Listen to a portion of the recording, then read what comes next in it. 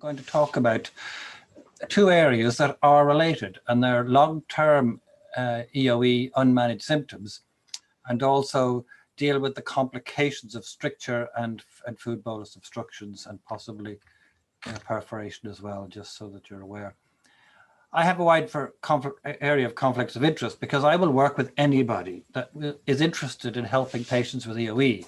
So these are all the companies that have got some interest in looking after EoE patients, and I will work with them, and therefore they're my conflicts of interest, although it's odd to say they're a conflict, because if you don't work with the industry, they won't actually do anything that will help the patients.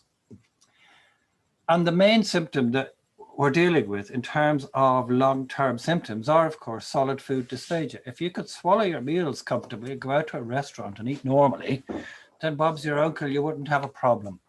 So that's the main issue. Food impaction, which we will discuss as a complication, is a common problem. And actually 30% of patients present their very first symptom to the medical service through a food impaction. So it's a very important symptom. And the issue of chest pain is a bit variable. We won't go into that. I'm not going to focus on children tonight, but I would like to say that children do suffer the problems of food bolus impaction and strictures, just not to the same degree as adults do, because it's a progressive fibrosis disease. And so the older you get, the more likely you are to get those problems. And the other thing to say is that endoscopically, there are some very clear signs that EoE is EoE, but we don't use it for the diagnosis. We always use a biopsy. But the very fact that the appearance on endoscopy is so different. So you can see that furrows on the left and your fixed rings in the middle and your exudates of little white spots on the right, they look very different.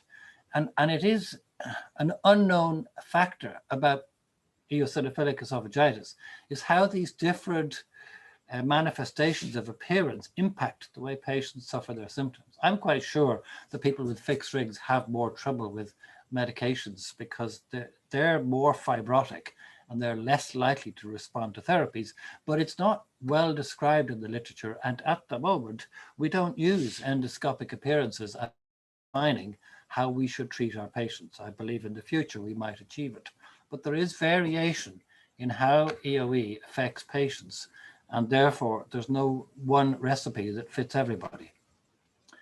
And as a consequence, the algorithms for how best to treat an EoE are terribly difficult to follow. And this is the latest one. I only show it as an example of how bad they are, not because this is a good one. This is the American Gastroenterology Association, published only last year, so it's only 6 months old. And it just puts up medical therapy, equivalence between proton pump inhibitors and topical steroids, and dietary therapy, and equivalence with them all. And they're not equivalent. There's huge differences between them, and there's reasons for starting one rather than another, but none of that's put in the algorithm. So these kind of algorithms, I believe, are very unhelpful.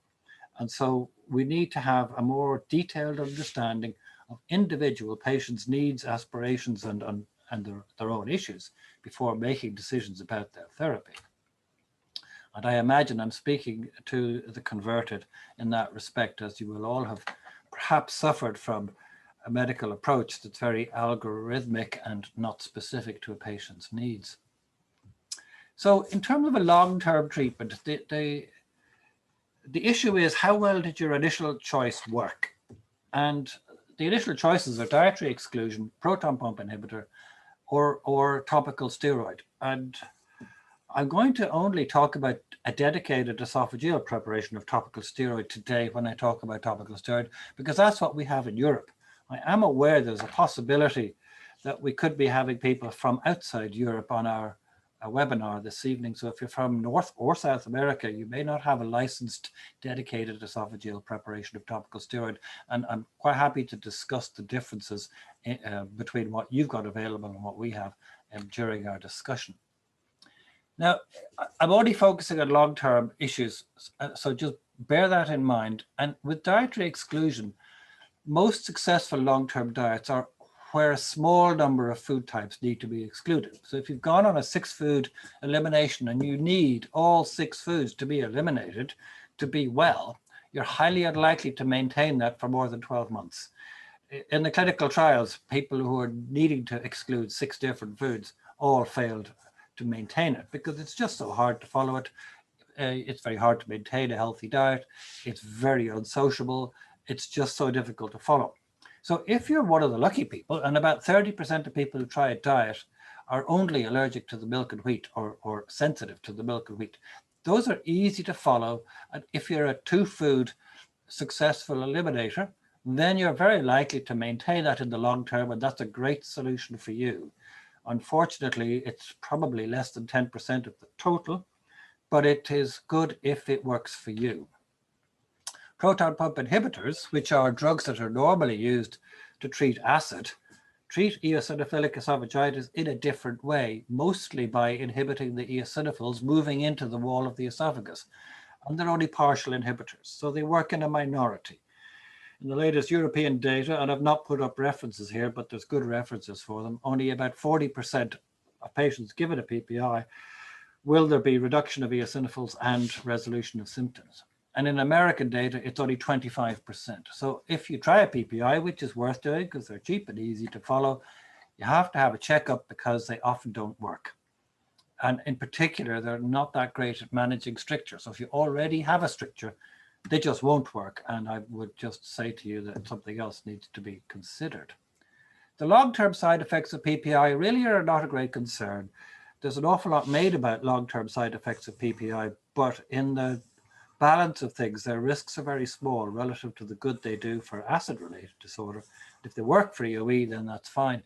But if you get diarrhea or headache, and those are short-term side effects that just continue, then you need a switch to another therapy. So PPIs do sometimes cause diarrhea and headache, about 15% of patients, so switch to something else. And then a dedicated esophageal preparation of topical steroids. If you've been lucky enough to be started on one of those, they work in about 90% of patients. So that's a dramatic change in the success of therapy. And then when they're continued for a year, they work in 80 to 85%. I'll show you some data about that in a minute. And they can be continued for many years. At the moment, we haven't got published safety data for longer than 1 year because we're only publishing the data as it comes. And so we're writing the 2-year paper at the moment. We published the 1-year data last year. They're not available in the USA, but I'd like to point out that there will be a dedicated esophageal prep in the Americas within 2 or 3 years, and it's going to be a preparation of fluticasone. So there will be the equivalents to the dedicated budesonide that I'm going to talk about. And the reason that the topical steroids like budesonide or fluticasone work so well is that they don't just limit eosinophils, but they limit the effect of things called mast cells and the various cells that cause fibrosis. And it's fibrosis that causes the real difficulty in managing long-term symptoms, because if you've got fibrosis, your esophagus becomes stiff. And if it becomes stiff, you can't get something to go through it because it won't stretch to allow a solid food bolus to pass through. So that's why steroids are so good, is that they treat the whole range. The only problem previously is that steroids that have been adapted from asthma products, like budesonide tablets dissolved in slurry or fluticasone sprays that were used for asthma being swallowed, they don't end up at high concentration where you want them. So that's why you need a dedicated preparation that works in the esophagus. So these pictures just illustrate that if you label the adapted asthma products, the treatment ends up not in the esophagus. On the left-hand side, it shows a pair of lungs full of therapy, and on the right-hand side, a stomach full of the therapy. That's no good to you. You need it in the esophagus. And that's where the orodispersible budesonide or Gervaisa tablets swallowed with natural saliva end up coating the esophagus. They don't go into the stomach, and they sit there for hours as long as you don't eat or drink anything. And amazingly, they work in 92 to 96%, depending on which bit of the esophagus you biopsy. So it's an amazing success. There's no other therapy I'm aware of in any other disease area that's quite so successful. When compared to a placebo after 6 weeks, the Gervaisa treated patients wipes out the eosinophils. Now, it takes longer than 6 weeks to wipe out the symptoms. So actually it takes about 12 weeks to get most of the patients to resolve with symptoms. And then what happens in the long term? So I just want to show you a little study done to look at patients successfully treated with Gervaisa to get them in remission, and then what happens when you treat them for a year. And in this study, they used 1 milligram of Gervaisa, budesonide, or half a milligram of Gervaisa budesonide compared to placebo for a year. All of these patients started out in remission because they were all successfully treated with an induction dose of Gervaisa. Now, there's a bit of technical stuff here, which is the intention to treat population versus per protocol. Intention to treat is what you plan to do at the beginning, and that's what we did. Per protocol is people who followed the protocol. So always when you look at science, some people will follow a protocol rigidly and others won't. So those who follow it do better. But even in the intention to treat population, 3/4 of the patients given Gervaisa were well at the end of a year with no recurrence of either their eosinophils or their symptoms. Whereas the people given a placebo, 4% of them were free of eosinophils and symptoms, and put that the other way around, 96% had a problem. So therefore you need to have some form of maintenance therapy. And in this graph, it shows that those put on placebo, which is the black graph, rapidly developed symptoms within the first 3 months. And so half the patients who were going to relapsed within 3 months of going on placebo. Interestingly, though, about 30% of the patients were in clinical remission. In other words, they had not felt that their symptoms had come back at the end of the year. The Gervaisa treated patients, whether they were given high or low dose, did well, and they did not have either symptoms or recurrent eosinophils. But the people on placebo, 90% of them had their eosinophils back within the year.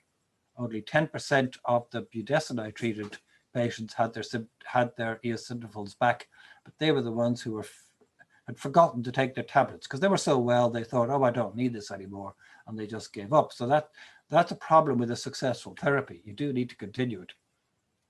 And the patients who were on placebo, all of whom got their eosinophils back, 60% of them had their symptoms back at the end. And if we followed it for 2 years, which we didn't because we thought we should treat them again rather than leave them on placebo, then they would probably, 90% of them would get their symptoms back within 2 years.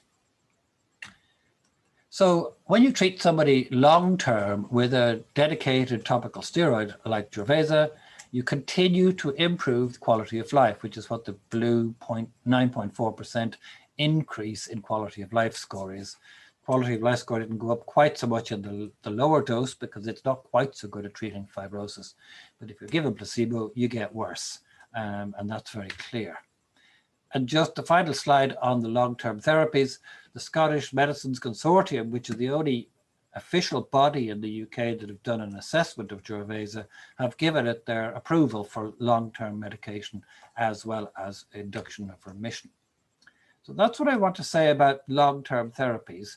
And I just want to go on now and talk about some of the complications of EoE. And of course, these are a problem, particularly if you don't treat your EoE in the long term. So if you only treat it intermittently or you give up your therapy, these are the things that might cause trouble. Stricture formation, prolonged food bolus obstruction that has you back in the A&E department, esophageal perforation, which is a spontaneous perforation. And then I'm not going to deal with the other complication, which is often discussed, and that is if you're on a complicated diet, particularly as a child or an adolescent, you end up with psychosocial problems. I'm not going to deal with that, but it's just put there to be a reminder. And I want to just go through this case because I think this case describes a common problem in eosinophilic esophagitis, which relates to the lack of understanding of the medical profession and then the problems that can occur in managing a patient long term. This really nice young man came to see me when he was 17 because I only treat adults. And he'd had severe trouble swallowing solids ever since he could remember, but he specifically remembered since the age of 7 because that was the age his mother thought he was an awkward character and his father volunteered to take him to the doctor and he went to a pediatrician. The pediatrician said, actually, it does sound like you've got a problem with solids. I'll treat you with a PPI. And but he didn't do any diagnostic tests at that stage, so he had no diagnosis of what the problem was. The PPI did not work for him, so he went for 5 years on these tablets that didn't do any good, but he just took them because he was a good lad. And at the age of 12, he moved schools. He realized all the boys could eat burgers and chips and he never could. So he asked for a second opinion. So he was sent to a surgeon who did a barium meal, and that's his barium meal at the age of 12. Now, when you know a bit about EoE, you can see a tight stricture at the junction of upper and middle thirds. You can see the rings. They're obvious to me. And you've got a young man, male, with problems with dysphagia of solids. It can't be anything else but EoE. Anyway, the surgeon who saw him did a 24-hour pH test, which tests for acid reflux. You wouldn't expect to see it in EoE, and in this case, there was no acid reflux. But the surgeon said, oh, that's an awful looking stricture. It's too dangerous to dilate. I'll give him an anti-reflux operation at the age of 12, called a Nissen. And that didn't work. So Nissens don't work for EoE. At the age of 17, he saw me. When I saw that x-ray, I said, I know what this is going to be. Will you give me consent for a stretch when I do your endoscopy? I'll start you on some therapy. And lo and behold, he had terribly tight stricture. It's so narrow, it's only 3 millimeters in diameter, which is the diameter of the balloon going through a stricture on the left of that picture. On the right of that picture is one stretch, gets it to 12 millimeters. I sent him home on some steroids. And this young man ate burger and chips within 2 weeks, and he thought I was just the best person he'd ever met. But of course, the distressing thing is it took 10 years for him to find me. I hope that that's not the case anymore. So fibrosis and stricture development is commoner in adults than it is in children, but I've just shown you a case of a young man with a stricture at the age of 12. I believe from the number of cases I've seen that it occurs in about 10% of patients. And I define a stricture where it's less than 10 millimeters in diameter, and that's just, that's just a nominal size. But it's hard sometimes to see a narrowing in the esophagus and EoE because a whole lot can be fibrosed. The literature I've quoted, which is reference 4, says it's usually the lower esophagus, but actually in my experience, it's usually the junction of upper and middle third, just like the case I showed you. If you treat effectively with anti-inflammatory therapy, such as topical steroid, it'll prevent or reduce the occurrence of stricture. And conversely, if you don't treat a patient, that will increase the risk of stricture. It is very safe to dilate strictures in EoE. There's a concept around it might not be, but it really is safe. And it just gets the patient over the hump of therapy. If you start a therapy like diet PPI or even topical steroid for a tight stricture, it'll take a year before they notice anything. Give it a stretch and then give it effective medical treatment. Patients are then happy. And the clinical outcomes are great as long as you combine the stretch with an effective anti-inflammatory treatment. And I would always regard topical steroids as the best in that circumstance. And for those of you who are interested, we've published the guidelines on this through the BSG a couple of years ago. We had guidelines on esophageal dilatation and how to do it. We had a whole big section on eosinophilic esophagitis, and the rules are there. So we have a very clear guideline on how that should be managed. So now I just want to say a few brief words about food bolus obstruction. It's the commonest, EoE is the commonest cause of a food bolus obstruction. So with A&E, if somebody turns up with a food bolus obstruction, the chances are it's going to be an EoE diagnosis. Unfortunately, that's often not known by the staff who run the A&E department because they're just not up to date with this rapidly changing circumstance. It's also the way a patient first presents, and about a third of patients did not come to a doctor until they get a prolonged food bolus obstruction and end up in A&E. They don't know what the problem is. The A&E department doesn't know, and if you don't follow a protocol, you don't end up with the right outcome. There is no evidence for all the various conservative treatments that people try. So the list of things here, every time someone's tested it, they don't work any better than a patient being reassured that it's not too serious. We'll have a look in the morning and see how things are, but just relax and stay easy. And then actually the food bolus sometimes goes away, but treating them with these set of drugs or fizzy drinks actually doesn't really help. There is a question on when you should go to an A&E department. You know, should you wait 10 minutes, an hour, 4 hours? What's the right time to go to A&E? When you don't know what the diagnosis is, which is where I'm at the moment, then of course the patient is entirely dependent on their own degree of distress. So if they feel I'm distressed, this is stuck, I don't know what to do, that's the time to go to A&E. And that will vary depending on the patient. But almost invariably, it's by about 4 hours if it's during the day because that's when they need to eat their next meal. Or if they got a food bolus at 9 o'clock at night on a late dinner, they might go to sleep and wake up in the morning and not eat their breakfast. And then they need to know, I can't eat my breakfast, so then I need to go. And I've mentioned the degree of distress. Some people will have food bolus stuck and they know they can't get anything past, but otherwise they're fine and can carry on. So they're not distressed. They'll wait a bit longer. But if they're distressed, they can't breathe, they're puffing and panting, they're heaving and retching to try and get rid of it, they've got pain in their chest, well, those people need to go straight away. And actually, if they're that distressed, they need a chest x-ray just to make sure they haven't got a perforation. I put these list of references up simply so that on the slide record is afterwards, there's a record of all the publications in the last 2 years just on food bolus obstruction, because it's an area which is an important one to understand. It's increasing in its frequency, and so people need a way of handling it. And this is what a food bolus looks like. If it's stuck in the esophagus at a narrow point, almost invariably you cannot get anything past it. So most of the time when you've got a food bolus obstruction, your saliva won't go past, your drinks of water won't go past, and they bounce back up and you spit them out. So it's all rather a distressing circumstance. It's very easy in most cases to break up the food bolus at endoscopy. And then the most important thing that I try to teach all of our doctors is to make sure you take a biopsy. So this case, which is the same one as the food bolus I just showed you, clearly has got lines going down the side of the esophagus as furrows. The rings are not that clear, but the wall is stiff and the food bolus wouldn't go through. If you biopsy that, you'll see tons of eosinophils. So the most important issue is that you get an urgent referral to gastroenterology. In most cases, I think it should be on the same attendance as A&E.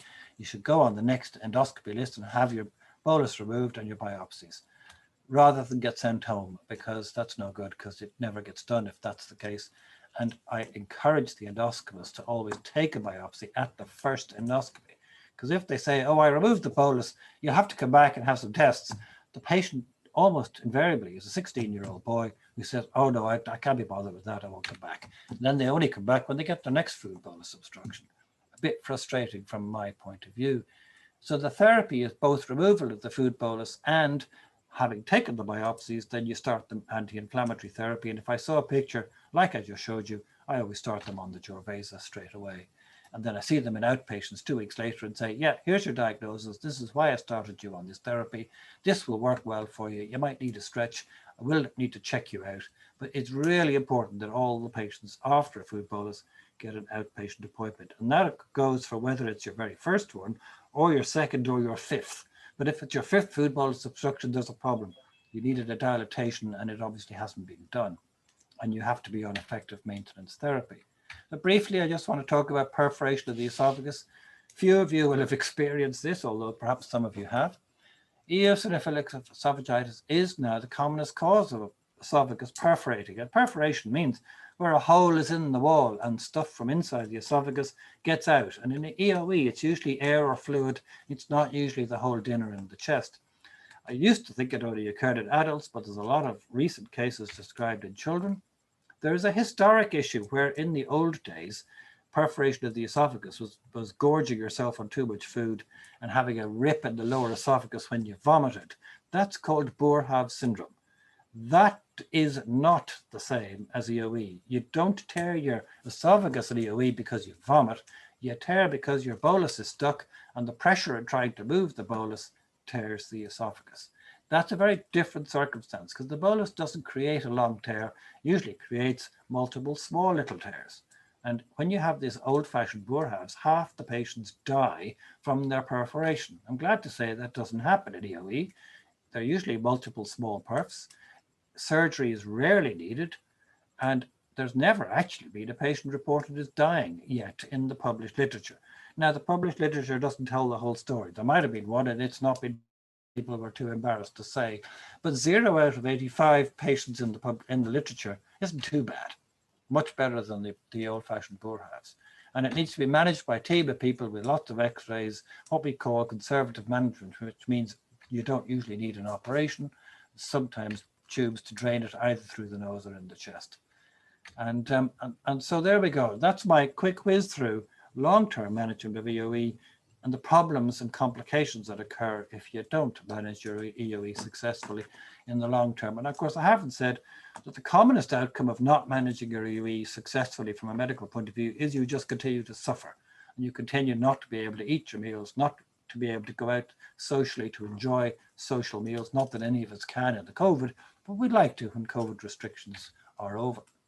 So in summary, treatments for EoE currently often don't work in the long term unless you're on the Gervaisa, or unless you're lucky enough to be on a diet that you can manage to continue, and that's a 2-food elimination diet. Long-term treatment with a dedicated esophageal formulation of topical steroid is highly effective.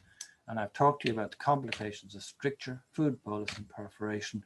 And they're all prevented by taking a long-term effective therapy, which is usually dedicated esophageal topical steroid, either Gervaisa or a fluticasone preparation, which I think will be called Flute, but I'm not entirely sure when it's licensed in about 2 years in the US. So thank you for listening, and I'm very happy to take questions on anything, actually. It doesn't have to be just on what I've spoken about, but any questions at all, as long as it relates to EoE. Thank you, Amanda.